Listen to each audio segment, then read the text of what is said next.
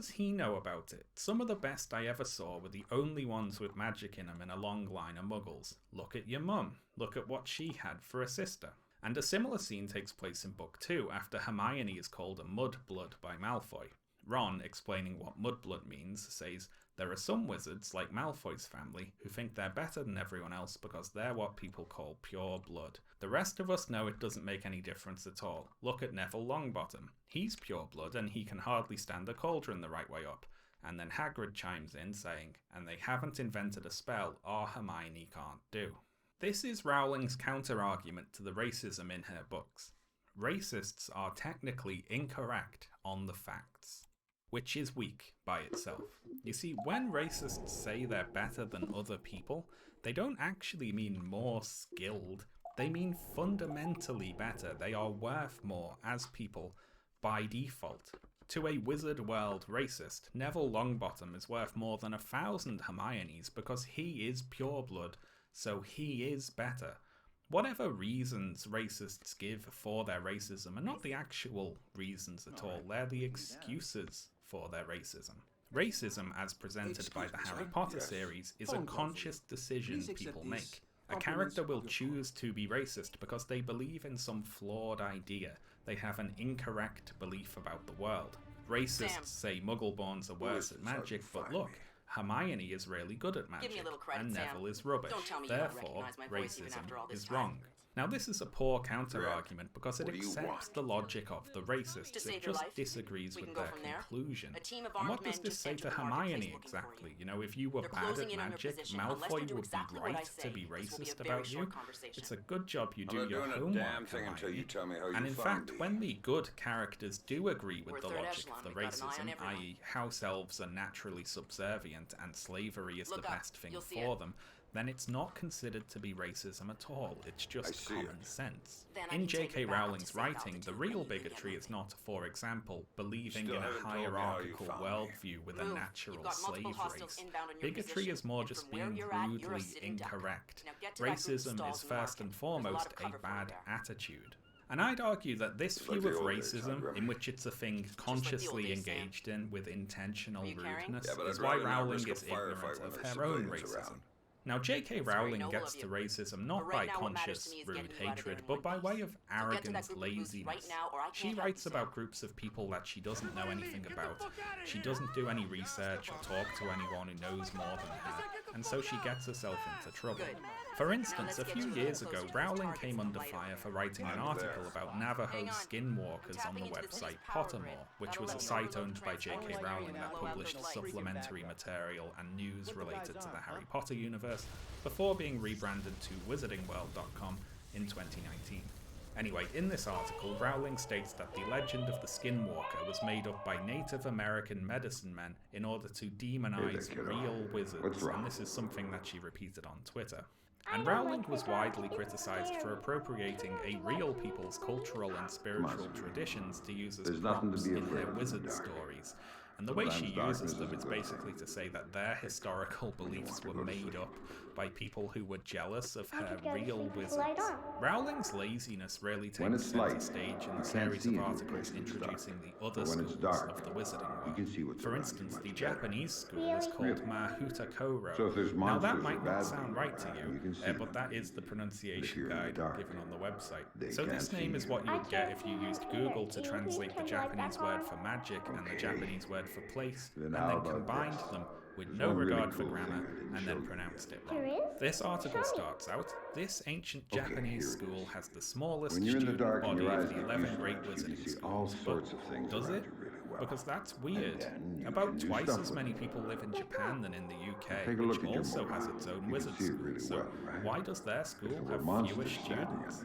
Are Japanese people just genetically less magic than British people in Rowling's world? The South American wizard school is in Brazil, and its name is what you would get if you used Google to translate the Portuguese word for castle and the Portuguese word for wizard, and then combined them with no regard for grammar. And the resulting word, castle wizard sounds less like it's describing a castle for wizards and more as though the castle itself is a wizard.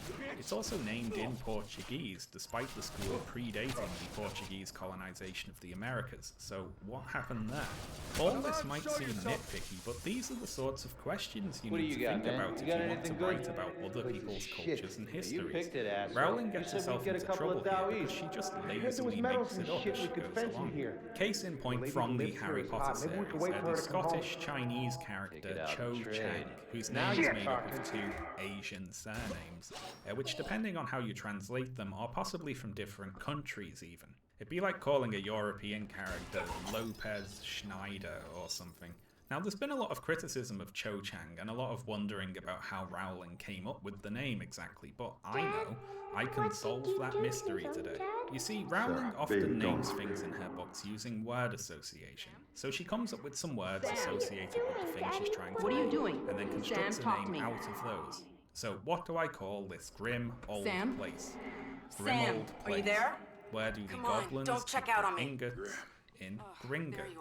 Where do the Dursleys live? Well, they're very private, and Dudley is always whinging, so they live in Privet Drive, Little Whinging, right? She also names some of her characters this way. So, what do I call the werewolf? Well, Remus, raised by wolves, Lupin, from the Latin for wolf, right? This character is always taking umbrage with things, so I'll just call her Umbridge, that one was easy. But now here's where it gets awkward. What do I call the black guy? Well, what comes to mind when I think of a black guy? Martin Luther King, a slave in shackles, right? Kingsley Shacklebolt. Now, what do I call the Asian character? What comes to mind when I think of an Asian person? And now, I don't even want to say what I would bet J.K. Rowling thought of here, but she thought a 2-word phrase and then just changed it a little bit to get to Cho Chang. That's how she came up with that name. She used lazy, racist word association. Probably. I mean, I can't prove it. To Rowling, though, because none of this is consciously aggressive, because it isn't intentionally racist, it doesn't really count. And so it goes in the novels with those who support the slavery of the house elves. Hagrid, for instance, can argue in favour of slavery perfectly politely. On the other hand, it's Hermione who is presented as obnoxious and rude. She is the one with the bad attitude. Now, in all of the scenes discussing the slavery of the house elves, readers might note the lack of opinions held by our own point of view character, Harry Potter. The Harry Potter novels are written from a limited third-person perspective that is closely tied to a single point of view character, which is usually Harry Potter, although there are a few chapters written from the point of view of other characters. What this means is that the narration and therefore the reader has access to Harry's inner thoughts and feelings. If Harry is embarrassed, we can just be told he was feeling embarrassed, but if Ron is embarrassed, the narration has to say something like Ron looked embarrassed, because the narration doesn't have direct access to the other character's thoughts and feelings like it does for Harry. I mention this here to highlight how, after his initial surprised outburst about Dobby's slavery in the Chamber of Secrets, Harry Potter doesn't really have any opinions about slavery. In the slavery debates in the books, Harry is mostly just a passive, thoughtless observer. Hermione obviously opposes slavery very strongly, and Ron finds this laughable and mocks her for it, and claims that slavery is acceptable because the elves like it. But Harry, our point of view character, just sits there silently, not thinking anything for the most part. When he does voice an opinion, it's only to wonder when Hermione is gonna give up on the activism thing. He doesn't appear to have any strong opinions other than Hermione should stop talking. Even when Harry finds out that Professor Slughorn has been using a Hogwarts house elf to test his drinks for deadly poison. This is after one of his drinks was actually poisoned, by the way. Harry's only thought is how outraged Hermione would be if she heard about that. When our hero, Harry Potter, hears that his teacher is testing what is potentially fatal poison on slaves, he just thinks, wow, it's a good job Hermione isn't here, because she'd probably be really annoying about this. Now, the other major house elf character in the books is Kreacher, who Harry inherits after the death of Sirius Black, so our main character becomes a slave owner. That's nice. Creature is depicted as miserable and insulting. He's horrible to everyone, and everyone is horrible to him in return. Harry also inherits Sirius's house, 12 Grimmauld Place, which is decorated with decapitated slave heads. And in the novel where this house first appears, The Order of the Phoenix, at Christmas time, our main characters decorate the house for Christmas, which involves putting Little Father Christmas hats and beards on the slave heads. So our heroes decide to decorate their decapitated slave heads with little Christmas hats. Now, I'm gonna need to hit pause here next to the Christmas slave heads and ask, what is happening right now? Why are the Harry Potter books like this? And we're gonna have to go on a few tangents here, but stick with me. So, say you're an author and you want to put slavery as a theme into your children's fantasy series. Now, how do we do that? Well, there's a few ways to go about it. The first is to just make the only slave owners bad people, right? So only the bad characters like the Malfoys own slaves, and all the good characters oppose it. Maybe there's a political effort to free the slaves, but the old racist pureblood families keep using their wealth and power to block it, right? So you've got a very clear good, bad dividing line on the issue of slavery. That's the simplistic, straightforward way to do it. The more complicated way to do it is have slavery be a systemic issue inherent to the whole Wizarding society. And at first glance, it seems that this is what Rowling is going for. Characters who are otherwise presented as good people defend slavery. Hagrid argues it's in their nature, Ron says they like being slaves, Molly wishes she had a slave to do the laundry even though she can do housework by magic, and so on. And this systemic problem is even explicitly tied to the rise of the main antagonist of the series. Now, you might expect the main character of this story to be an outsider, freshly introduced into the wizarding world, who can see through the inequalities that they take for granted, who can introduce a new perspective. But Harry is not given that role. It's given instead to Hermione, and only to mock how silly it is. Now, the real issue comes at the end of this story, because if you want to have a happy ending where your characters triumph, where evil is conquered, where all is well, then the systemic problem of slavery requires a systemic resolution, i.e. the slaves have to be freed, or all is not well. I'll be happy when we What we need to understand here is that J.K. Rowling can't free the slaves in her story.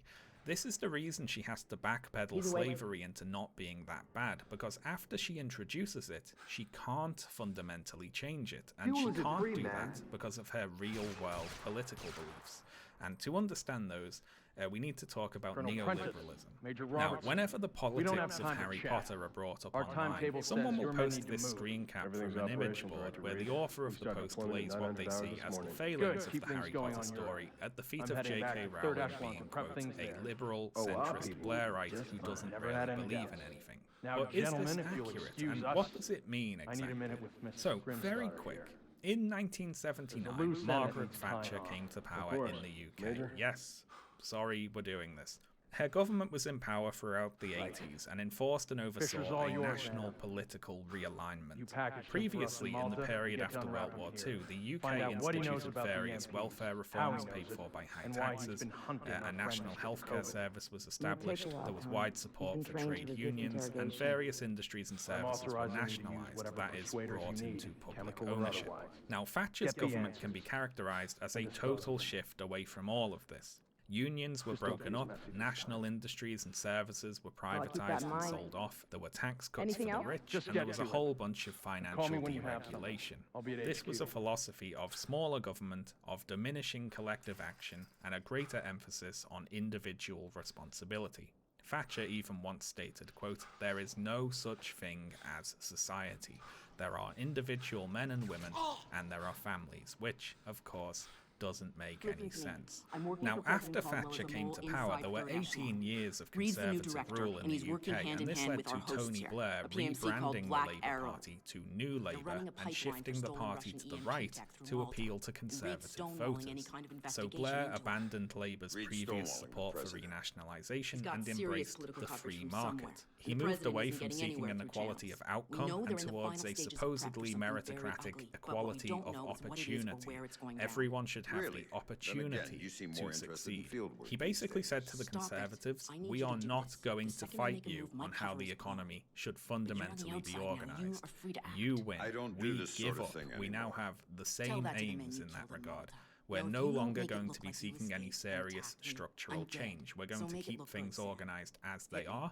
We're just going to argue that we can run things more competently than you can." Thatcher is said to have later claimed that the rebranding of Labour to New Labour was her greatest political accomplishment. Now, I don't know if she actually said that, but if she did, she was right. Now, if you're from the US and want to understand all this, you can swap Thatcher out for Reagan and Blair for Bill Clinton, and you'll have a rough outline. So anyway, this support for free market capitalism and associated policies of deregulation, privatization, the reduction of government welfare spending, and a greater focus on individualism is known as neoliberalism. Neo meaning new, because it was a resurgence of economic liberalism. So what does all this have to do with J.K. Rowling? Well, J.K. Rowling is an enormous fan of Tony Blair and New Labour. She is actually personal friends with Blair's successor, Gordon Brown, who before becoming Prime Minister himself served as Blair's Chancellor of the Exchequer for a decade. For non-UK folks, the Chancellor is basically our Chief Finance Minister. Rowling was present for the birth of Gordon Brown's son, and she donated very large amounts of money to his government and has subsequently sung its praises on her social media accounts. She has also been harshly critical of those within Labour who would seek to move the party back to the left. J.K. Rowling's political philosophy is that of New Labour's neoliberalism, with its focus on individual instead of collective action, its promise of no serious systemic change, its push for equality of opportunity over equality of outcome, and most importantly, for a billionaire, its pledge not to raise taxes. Now, with this worldview in mind, back to Harry Potter. So, in the Harry Potter series, while individual actions can be good or bad, systemic actions that threaten the status quo are always wrong. Systemic change is always wrong. This is why it can be seen as good for Harry to free one slave, but bad for Hermione to want to free all the slaves, because one is an individual change and one is a systemic change. From the time Harry enters Hogwarts to the epilogue 2 decades after he leaves, there are no examples in any of the Harry Potter novels of a positive systemic change. Above an individual level, nothing changes for the better. Flawed systems are portrayed, but the answer to those flaws is always to replace the individual assumed to be responsible for them. The system itself is above being questioned. Now, this attitude can be seen in Harry's interactions with the Ministers of Magic, first Cornelius Fudge and later Rufus Scrimgeour. Scrimgeour? I have no idea if I'm saying that right. Fudge is portrayed as an incompetent coward, someone too terrified of Voldemort to take any action, whereas Scrimgeour is the opposite, so keen to be seen to be taking action that he abuses his authority to arrest and imprison the wrong people. The authority of the Ministry is carried out by their Aurors, who are basically the wizard police force. And it's interesting to note what Harry sees this authority used to do. Aside from the more general racial discrimination enforced by the Ministry, Harry sees them falsely imprison his godfather in their torture prison, Azkaban, then later hunt him. They falsely imprison his friend Hagrid, they attack Dumbledore in his office in an attempt to arrest him, and Harry later sees the whole apparatus of the Ministry fall under Voldemort's control and be used to carry out his bidding. But throughout all this, Harry never, at any point, questions the Ministry's right to rule. He never questions whether or not they should have the authority to do what they're doing. He only ever questions their competency. Even after everything he witnesses the Ministry do, Harry's main ambition in life remains to become an Auror. He wants to be a cop working for this government. This is the result of an automatic, unthinking respect given to the status quo. The political and social systems that currently exist are treated as fundamental forces that are inherent to the world, like gravity. They can persecute you and your friends, they can even try to kill you, but they must never be questioned. For a very clear example of this in Rowling's writing, let's briefly talk about the first Fantastic Beasts movie. So these movies are a complete tonal mess. They're trying to appeal to the little kids with the Fantastic Beasts angle, but all the magical animals escaped. Can Newt the zookeeper track them down and get them back into his magical suitcase? You know, that's a nice low stakes kids story, right? But they're also trying to appeal to the older Harry Potter fans, so the movies are also awkwardly about the conflict between Dumbledore and Grindelwald. So as well as Newt Scamander trying to catch his mischievous escaped Niffler, we also get to see a fascist execute an actual baby. It's just all over the place with the tone. Anyway, midway through the first movie, which, keep in mind, is supposed to be about a magical zookeeper, we're treated to a horrific execution scene as Newt and his friend, the ex-Auror Tina, are sentenced to death by the American Ministry of Magic, so there's suddenly much higher stakes than you'd expect. So they're taken to a place called a death cell. They've got a death cell. To be summarily executed by being submerged into a death potion, which also exists, and Newt and Tina have to stage an escape. Now, notable here is that Tina works with these people. She's on first name terms with the executioner even, and they just take her off to be killed. Anyway, at the end of the film, after Newt and Tina are back on good terms with the American Ministry, Tina thanks Newt for putting in a good word for her and getting her job back. And you might be wondering, she still wants to work with the Ministry? They just right now, tried to actually execute her, and she has nothing to say about that. You know, should the wizards have a death cell? Should they be able to execute people without a trial? Doesn't really matter, I guess. Water under the bridge now, eh? The Harry Potter stories are sometimes mischaracterized as anti-authority, even by Rowling herself, who has stated that she wants readers to take away the message that they should question authority. She even has Harry laugh at Vernon for wondering why the Ministry of Magic can't protect them from Voldemort. It was so very typical of his uncle to put his hopes in the establishment. You see, Harry's laughing at Vernon here for not questioning the competency of authority, but what Harry and Rowling do not realise is that Harry is not much different from his uncle here, because while Harry will question the competency of authority, he never questions its legitimacy. He and the series as a whole are not anti-authority, they are anti the wrong people having authority. One fun scene here is in The Half-Blood Prince, when a frustrated Harry wishes he had the power of the Minister of Magic to have his secret police follow Malfoy around. And then Harry remembers that he does actually have that power. He has the power of slavery, and then he orders Creature to follow Malfoy. Now, written by anyone else, this might be a funny commentary on how police serve those in power, but no, this is just our main character who wishes he was a cop ordering his slave around. No, Harry Potter is not anti-authority. Even when Harry breaks the rules, like when he sets up a secret organisation for learning defense against the dark arts, it's in service to the ultimate authority in the wizarding world, the status quo. Harry sets up this club while Hogwarts is under the rule of Dolores Umbridge, who insists practical defense against the dark arts is unnecessary. Umbridge is presented as a strict authoritarian who ruthlessly punishes rule breakers. But of course the stealth real problem with Umbridge is that she represents change. Her real evil is that she is changing Hogwarts from how it was when Harry first encountered it. And so Harry and his pals have to break the rules in order to do what they were supposed to be doing anyway, studying practical defense against the dark arts. Harry and his friends oppose the authority of Umbridge, not because they are anti-authority, but because they are anti-Umbridge. And of course the solution to Umbridge's abuse of authority is simply to replace her with a good authoritarian, swapping a bad individual for a good individual, but leaving the system unchanged. This is the problem injected into the Harry Potter series by Rowling's political philosophy. While she can portray societal problems, she cannot even conceive of societal solutions to those problems. The problems might be systemic, but the solutions must always be individual.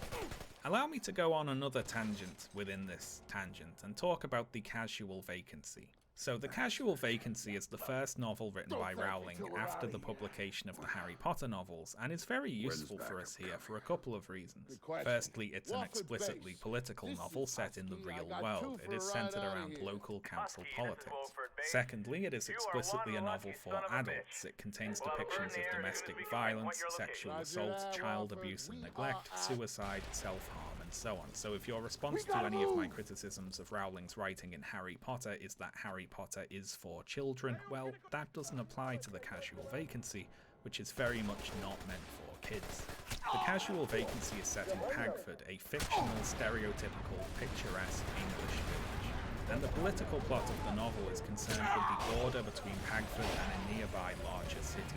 There is currently a council estate full of poor people on Pagford's side of the border, and there's a plot in the local council to change the border so that the estate will fall on the other side. This would mean that the council estate will fall outside the catchment area of Pagford's school, so the poor children will no longer be able to attend. And the council also seek to close down a drug rehabilitation clinic in use by the inhabitants of the council estate. Those seeking this change are presented unsympathetically. They are conservative, they're small-minded, they're cruel, and their response to social problems is to sweep them under the rug to make them someone else's responsibility. Now, on the other side of the debate, we have the members of the Pagford Council who argue against the border change, who want things to remain as they are.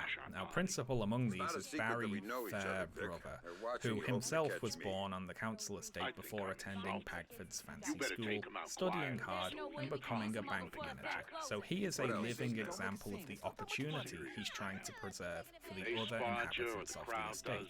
So Rowling portrays several serious social problems caused by poverty and inequality, but in response to these problems, the best her characters can imagine to do is to perpetuate the status quo. The political conflict in the novel is between a side who want to actively change society for the worse, and a side who want to keep things as they are.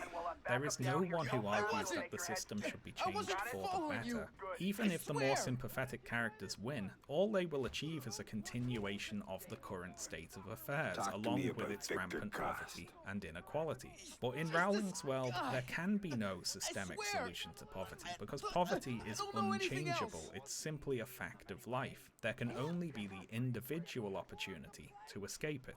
Nobody is arguing that the poor residents of the council estate deserve a better life. They only deserve the opportunity to prove themselves worthy of a better life. We muggles have no sorting hat to simply tell us who is good and bad. Instead, we have meritocracy to sort the deserving from the undeserving. Will you become a depressed drug addict, or will you go to school and work hard? And if you work hard enough, even the poorest among us can become a bank manager. How inspiring. You too can ascend the financial system that's causing the poverty you escaped from. Now, I'm not saying stories with social problems necessarily have to fully resolve those social problems by the end, because they don't. But if you're trying to tell a societal story, then your society should be a living thing. It should be at least potentially flexible, contain at least the possibility for change, both good and bad. But Rowling's worlds are set in stone. They're dead. The good in Rowling's stories seeks only to cancel out evil, to undo evil's changes. The solution to systemic problems is never to seek systemic change, but to be individually nicer, to have nicer bank managers, to have nicer slave owners. Which brings us back to the slave heads in the little Christmas hats. The solution to the systemic problem of slavery in the Harry Potter novels is for individuals to be nicer to their slaves. I'm not kidding, that is the cap to the slavery theme. Kreacher betrays Sirius because Sirius was mean to him, but Harry and friends learn to be nice to Kreacher, after which he serves them loyally. This is the payoff here. Be nice to your slaves. This is laid out explicitly in an article about slavery on the Pottermore website. So this article is titled, "To Spew or Not to Spew, Hermione Granger and the Pitfalls of Activism." If Hogwarts had a debating club, what might it say on the subject of elf rights? We explored both sides of the argument spurred by Hermione and Spew. So that's right, we're going to debate the pros and cons of slavery. Firstly, the article covers Hermione's argument against slavery, but crucially, it gets it wrong. After witnessing the mistreatment of Winky at the Quidditch World Cup, Hermione discovered there were house elves at Hogwarts cooking and cleaning for zero pay, and yet nobody seemed to care. Horrified to the point where she couldn't stomach the Hogwarts feast, she described the situation in 2 words: slave labor. While it sounds heavy-handed, no it doesn't, that's just what it is. Hermione does have a point. No matter how you slice it, house elves are unpaid labourers, magically bound to serve, left at the mercy of their respective owners. The system is ripe for abuse. Now, this is where the article really goes wrong, because the system is not ripe for abuse. It is abuse. The problem is not that slave owners might be mean to their slaves, it's that they own slaves at all. This is one thing Rowling and her books don't get about slavery. Slavery is wrong. Slavery is wrong, regardless of what the slaves think, because it's wrong to benefit from slavery at all.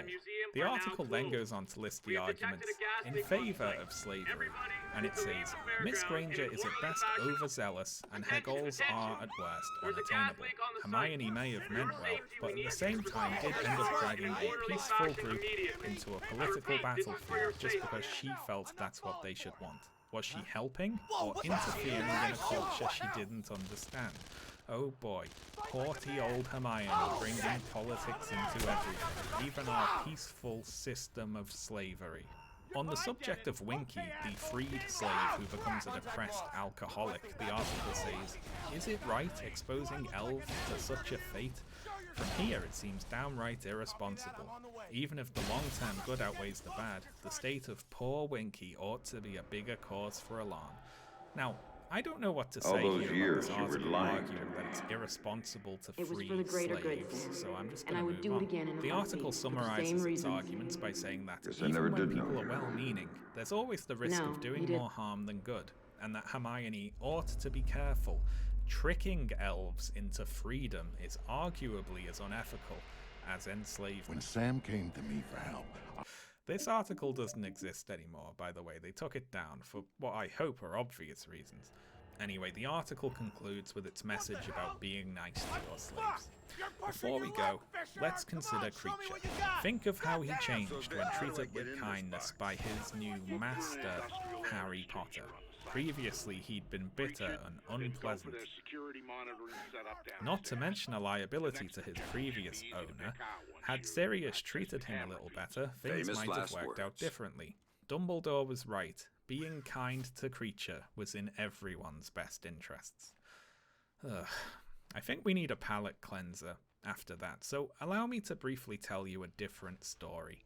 So, the Discworld novel Snuff is part of the City Watch series, which are like fantasy crime novels, basically.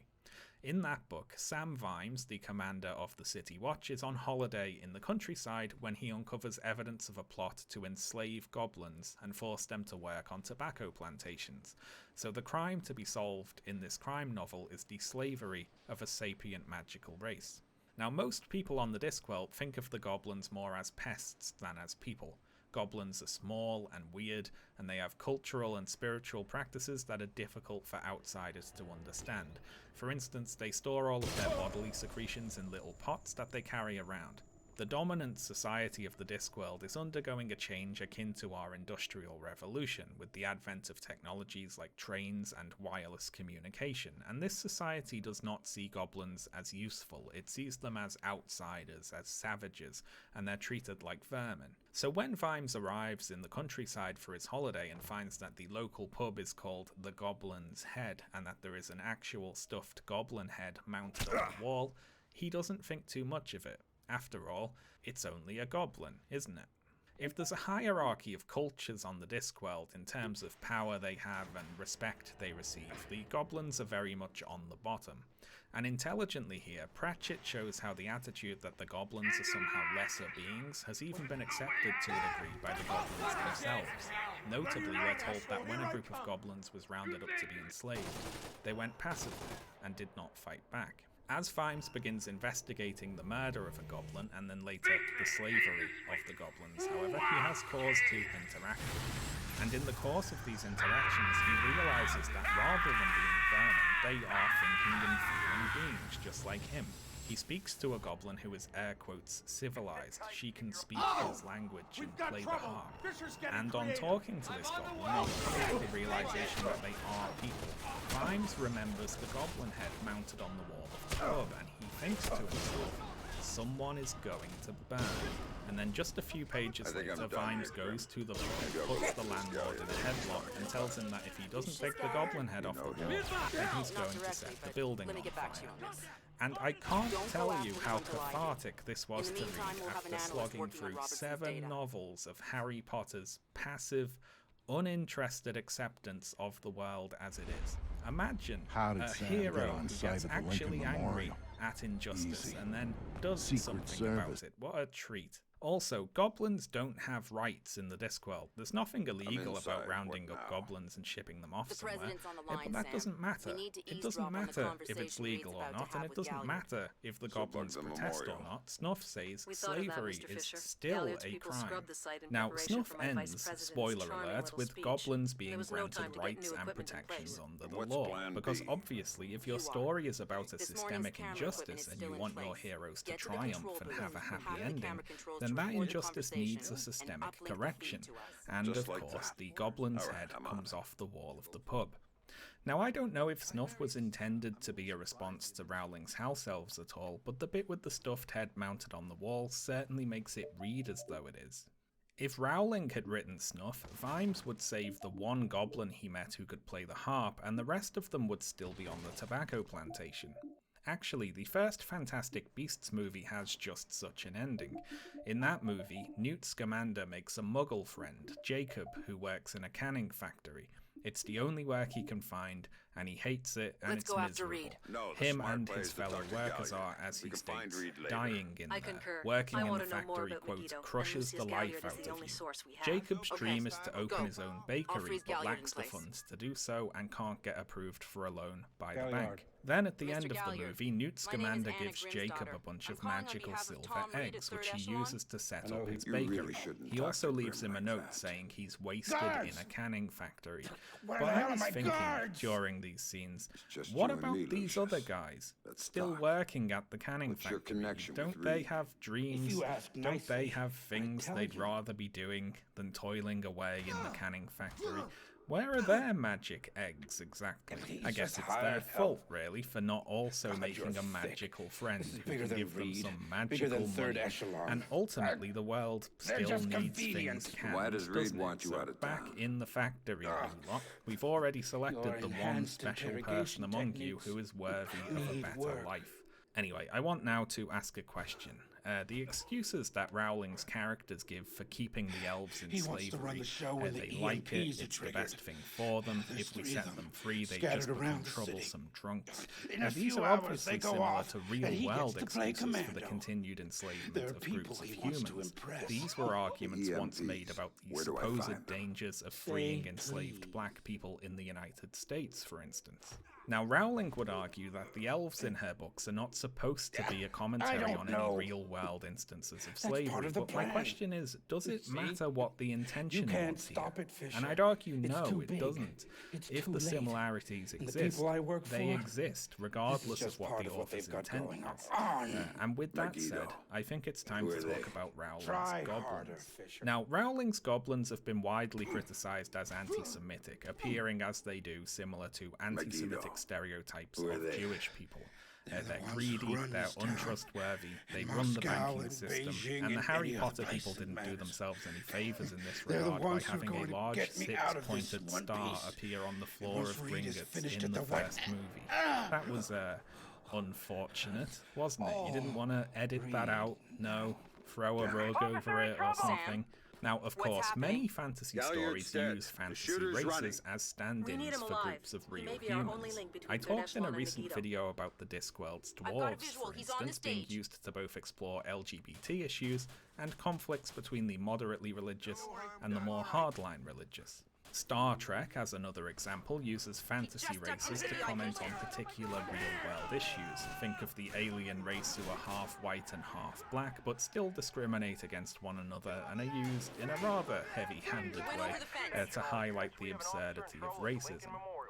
Star Trek also uses real-world cultures as a basis for many of its races. The Romulans are based on ancient Rome, for example. The Klingons, in their various incarnations, draw from several cultures. The Mongol Empire, there's some ancient Japan, there's some Vikings. But I want to talk about the Ferengi here. I want to compare the Ferengi to Rowling's goblins. Now, the Ferengi are portrayed as a culture driven primarily by material wealth, profit, and exploitation. They are capitalists, basically. They're used to represent and parody us, humans as we exist now, before we became utopian space communists. But it's also not hard to imagine the same criticisms aimed at Rowling's goblins being also aimed at the Ferengi, with their oversized facial features and obsessive greed. And indeed, over the years, people have accused the Ferengi of being similar to anti-Semitic stereotypes. So, is there a difference here? Now, to start, I should say that it's not my place to say whether or not anyone can or cannot get offended by the way the Ferengi are depicted. That's not up to me. But I think we can use the Ferengi here to show what I'd argue is a big problem with not only Rowling's goblins, but her handling of fantasy races in general. So in their first few appearances on The Next Generation, the Ferengi are used as recurring villains, essentially. They're a contrast to the humans of the Federation in that they're greedy and duplicitous and very misogynistic. And if this is how the Ferengi remained, I'd have nothing more to say here. They would be like Rowling's goblins. What complicates the Ferengi is their later appearances, particularly on the show Deep Space Nine, which introduces several Ferengi characters to the main cast, principal among these being Quark, the owner of the space station's bar. And what we see in this show are Ferengi who grow to differ from their society's expectation of what a good Ferengi should be. We see Quark's nephew Nog insisting he wants to join Starfleet rather than go into business. We see Quark's brother Rom organise a labour strike in protest of how he treats his employees. Even Quark himself occasionally passes up profit in favour of doing the right thing. And we see that wider Ferengi society is also subject to change. Ferengi women, previously forbidden from even wearing clothes, are granted rights over the course of the series, among other political changes. What this all means is that we now know that though the Ferengi are typically greedy and selfish and opportunistic and sexist, they do not have to be. These traits are the cultural and social traits of a particular society, a society that is alive and is subject to change. Over time, the Ferengi become less arguably a stand-in for any one particular group of humans, and more arguably a representation of how people behave under certain societal and cultural conditions. After we witness the existence of Ferengi who defy societal norms and the flexibility of Ferengi society itself, these traits can no longer be construed as simply racial traits. But J.K. Rowling, as we've seen, cannot write flexible societies, so she cannot give any of this additional characterization to her fantasy races. There is none of the depth to Rowling's goblins like there comes to be for the Ferengi. They simply are the way they are, because they are goblins. Their different beliefs and behaviours stem from the fact that they are, as Bill Weasley puts it, a different breed of being. The traits of Rowling's fantasy races are, in the main, racial traits. Now, there's an ongoing conversation about the presentation of fixed racial traits in fantasy races, particularly when it comes to questions of morality, of a race being inherently good or evil. Wizards of the Coast recently removed the racial alignments from the fantasy races of Dungeons & Dragons, for instance, and I agree with that move. I think it's a good one. Not only does it create the opportunity for more interesting stories, a fantasy world having certain races who are just evil by default obviously has some problematic real-world parallels. But back to Rowling's goblins. The principal goblin character in the Harry Potter story is Griphook, who is the goblin from Book 1 who takes Harry to see his giant pile of gold for the first time. and then he returns in the final book to help Harry and his friends break into Gringotts in order to retrieve one of Voldemort's Horcruxes. Potentially troublesome for this alliance is the history of animosity between wizards and goblins. Goblins are remaining neutral in the conflict with Voldemort. They see it as a wizard matter for wizards to deal with. Griphook and Ron have an argument.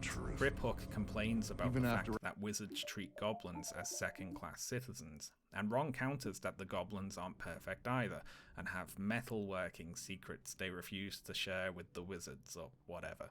Also complicating things is that goblins have a different idea about the concept of ownership than wizards do.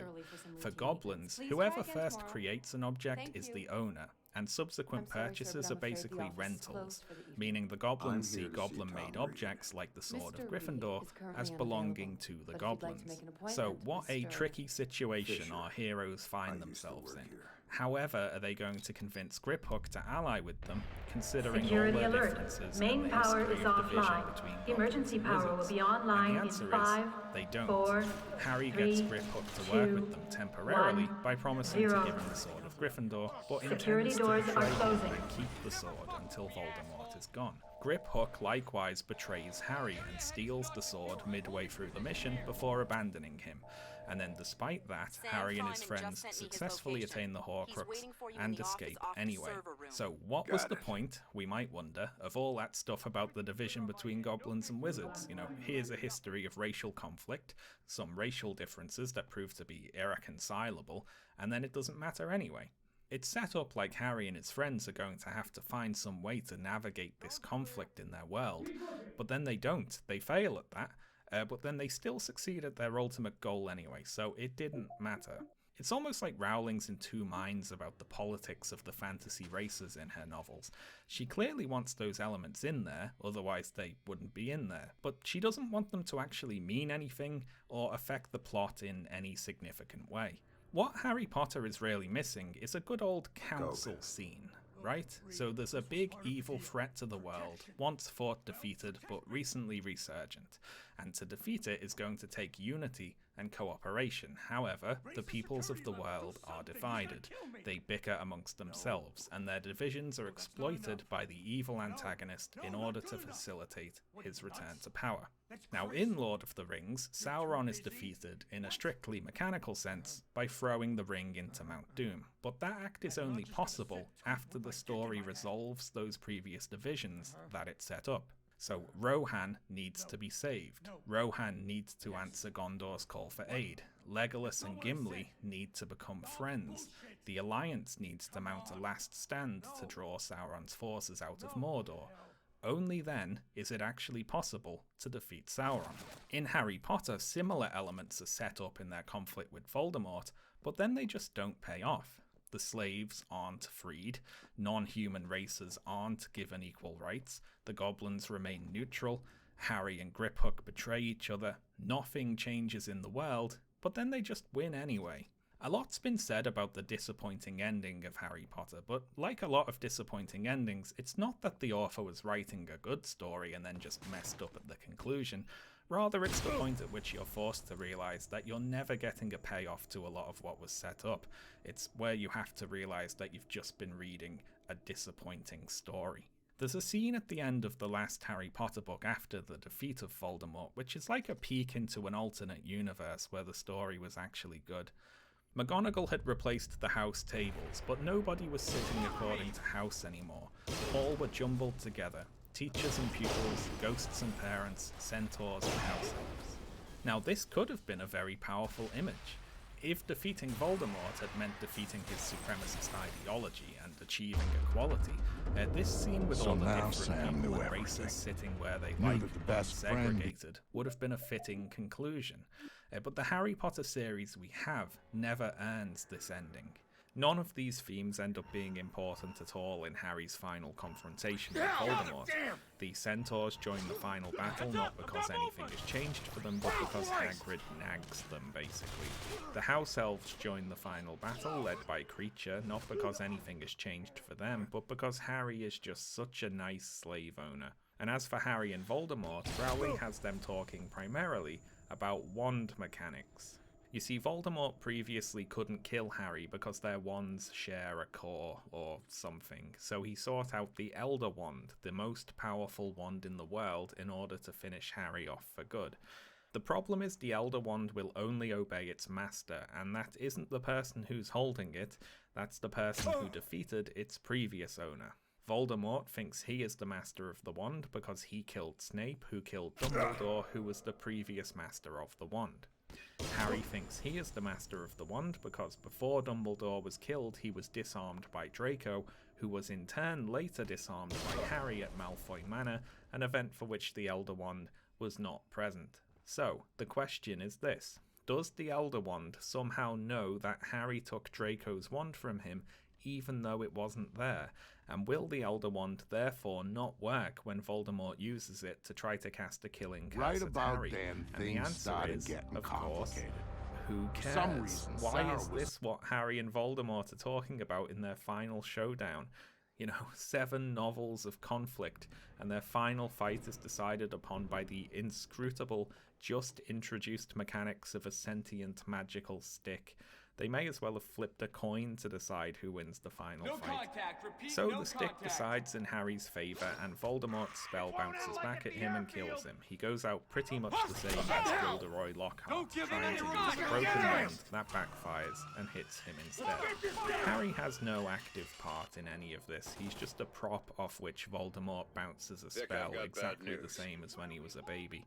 Now, not only does the Harry Potter series not end the scene with all the Hogwarts houses and races sitting wherever they please, it actually undermines it in the actual ending of Harry Potter, the epilogue set 19 years in the future, which shows Harry sending his son off to Hogwarts, with his son worrying that he'll be sorted into Slytherin. So, they've kept Slytherin.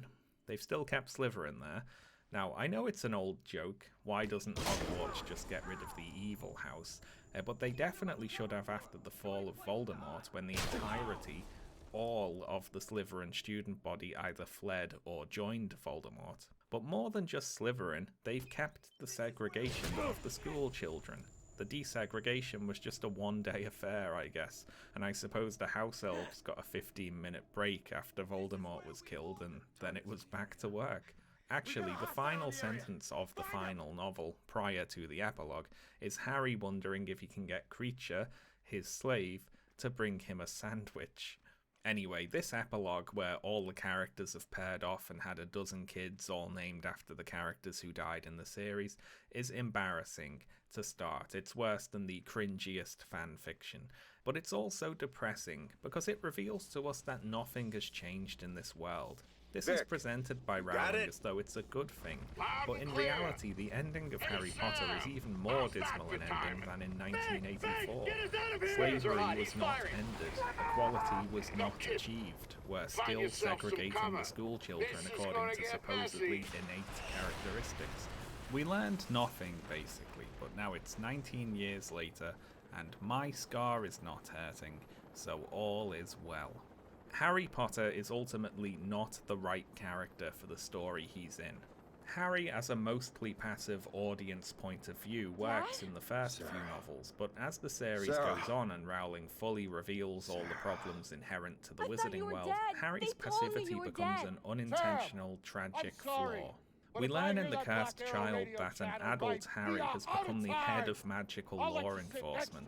He is the top cop in the wizarding world. It's now his day job to ensure that nothing changes in his society. And he's friends with Hermione, who is now the Minister for Magic. Hermione did the most homework, which means she gets to be the Prime Minister. Because you see, the real magic in Harry Potter is a functional neoliberal meritocracy. Harry Potter is not just a Cinderella fantasy, it's a liberal fantasy, one in which conservatives get bullied, evil defeats itself, and societal change is unnecessary because the slaves like it where they are. Harry Potter asks, what if a hierarchy of wealth and power, but everyone was in their rightful place?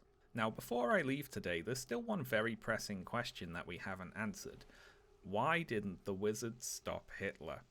Why didn't the wizards use their magic to prevent the various atrocities of World War II? Now, you might say, it doesn't matter. It's a joke question. There is absolutely no reason we need an actual answer to it. But I feel like I know what's been happening inside J.K. Rowling's mind post the main Harry Potter series. You brats keep asking why the wizards didn't stop World War II. Well, I'll show you. So the Fantastic Beasts movies are set in the decade prior to World War II, and one of antagonist Gellert Grindelwald's stated motivations for his actions is to prevent World War II. Not cause it, but prevent it. At a rally, he shows prophecies of images from World War II. We see the Blitz, a nuclear bomb going off, and a column of people marching beside a series of train cars. So, very classy. Thank you, Fantastic Beasts movies. Come for the whimsical, magical animals, stay for the grim portrayals of the Holocaust. Now, you might say Grindelwald is being disingenuous in his stated desire to prevent World War II and is just using it as an excuse to attract people to his cause, but as an audience watching it today, we know that he was right. His prophecies were accurate, these things did happen, and we also know that the wizards didn't stop World War II.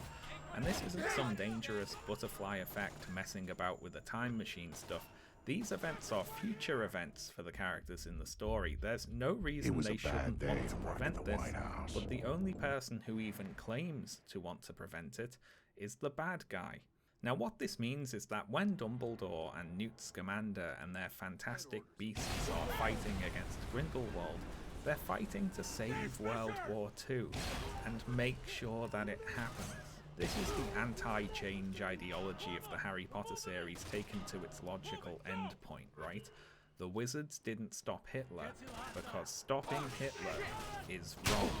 Now, I've no idea how close the Fantastic Beasts movies are actually going to get to World War II, but Rowling once stated on Twitter that the series is supposed to end in 1945, which would mean that they cover all of it. Now, I'll end with a plea from me to J.K. Rowling today. So listen, Joanne, please don't. This isn't something we need to see. There's no good answer to the question, why didn't the wizards stop Hitler? You can't write your way out of this. You're not good enough. Just accept it. The best case scenario here is that this series gets cancelled before we see what you're planning. Now, before I go today, I'm going to wrap up with a few clarifications. Firstly, this video is not meant to be an exhaustive list of everything wrong with Harry Potter. Inside the White There's House, plenty I didn't mention. For instance, Rowling once stated that her werewolves were supposed to be a metaphor for having HIV, and then she made one of her main werewolf characters a predator who attacks children to purposely infect them with werewolfism. I didn't mention that. Well, I did right now as an example of something I didn't mention, but you know what I mean. I'd also like to make clear that Harry Potter's anti-change problem is by no means unique. Think of all the Hollywood blockbusters in which the good side are those seeking to preserve the status quo, and the antagonists are people with legitimate grievances about the world and a desire to change it, and then they pull a cheap trick and have the antagonists just murder a baby or something so the audience knows that they're the bad guys. This is art produced by the rich, people who have done very well under capitalism, thank you very much, and therefore see all systemic change as inherently evil, no matter how reasonable it might seem on the surface. Next, I'd like to clarify that my criticisms of Harry Potter aren't a moral condemnation of anyone who still finds things to enjoy about the book. I've compared Harry Potter to a bunch of other stories today, and I'd like to make clear that I'm not saying Harry Potter is the wrong way to do things, and those other stories are the right way, necessarily, because it's more complicated than that. In the specific instances I compared them to Harry Potter, I believe they are better or more interesting, but that obviously doesn't mean they're without problems themselves. Lord of the Rings obviously has issues with its evil fantasy races. Deep Space Nine, while excellent a lot of the time, has also broadcast some of the worst episodes of television ever created, and the Discworld novel Snuff has its own problems. Now, I'd argue it is to a degree aware of some of its problems and does investigate them in the text, but at the end of the day, it still is a story about a powerful white guy turning up and solving a bunch of other people's problems. Now, While that's still very much more satisfying to read than Harry Potter's complete refusal to engage with his society's problems, that's not a trope that is without its harmful aspects. We have had a lot of those stories, haven't we?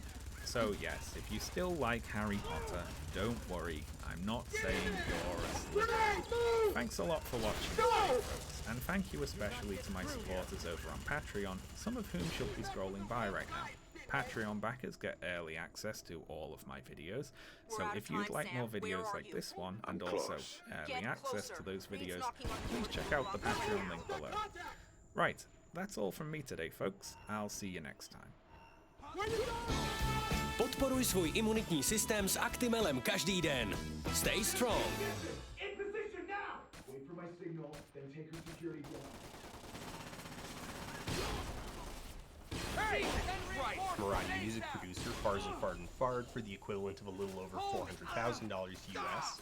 Zoe Roth, aka Disaster Girl, sold the NFT of the original Disaster Girl photograph to Fard for also $400,000. Kyle Craven sold the original Bad Luck Brian photo for $36,000 to anonymous buyer at A. Nyan Cat sold for almost $600,000, with multiple variants also selling for six figures. Allison Harvard sold Creepy Chan 1 and 2 for $67,000 and $83,000 respectively, also both to Fard. In addition to these high-profile sales of things that were already popular, whale buyers like Fard were dropping 4- and 5-figure sales onto a random assortment of other artworks. Corporations and individuals auctioned off NFTs representing intangible, non-transferable concepts like the first tweet or the first text message. Cryptocurrency evangelists jumped at every opportunity to proselytize this new, bold, revolutionary marketplace that would free artists from the yoke of the gig economy and provide buyers with an immutable record of ownership of authenticated artwork stored on an eternal payback in for the stun he pulled at the airfield. Well, he put up a little bit of a fight. Of course he did. And now he's here, the famous Sam Fisher, just in time to be useful. So how does it feel, Sam? Knowing you're gonna go down in history as the man who assassinated President Caldwell. Fuck you, Reed. Of course, we'll be just a little too late to rescue her. And you'll be shot multiple times trying to escape. It's classic, but it's clean. You don't honestly believe that this is going to work. The surveillance cameras footage is going to show. Your cameras, we own them. Your security measures, we made sure the Pulse fried them. We're third echelon, Madam President. We own every bit of information that goes through this town. And if I want to, I can make it look like you were assassinated by 2 circus clowns and a golden retriever. So shut up, and you might live a few seconds longer. That's not third echelon. It's not Lambert's third echelon. Last time I checked, he was dead. And guess what? Third echelon nearly died with him. Tom. You see, the president decided the agency wasn't justifying its funding anymore. She was gonna shut us down, leave America vulnerable to the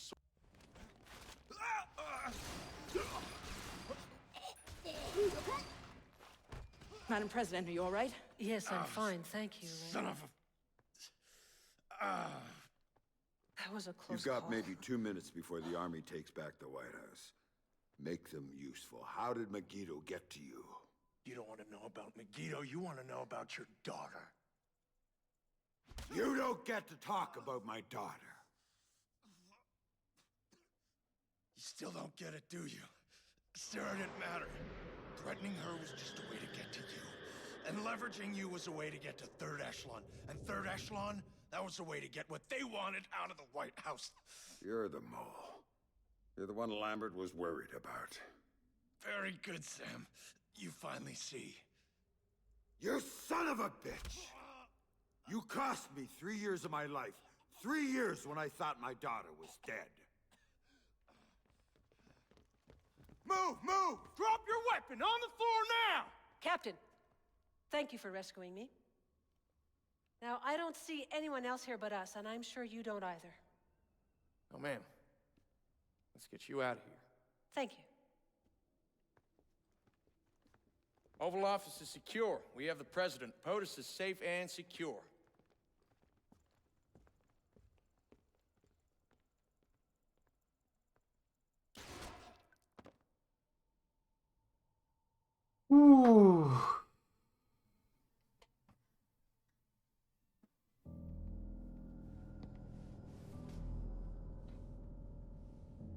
I've talked to Sam once since he left. He told me that he and Sarah were gonna take some time to catch up. He talked about learning who was really important to you, why you always had to come back for him. He talked about family.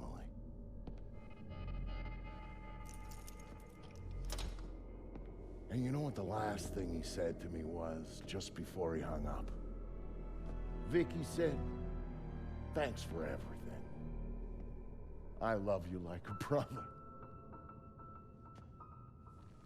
Brother, that's family, right?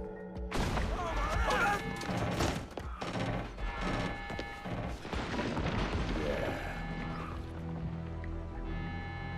I thought so.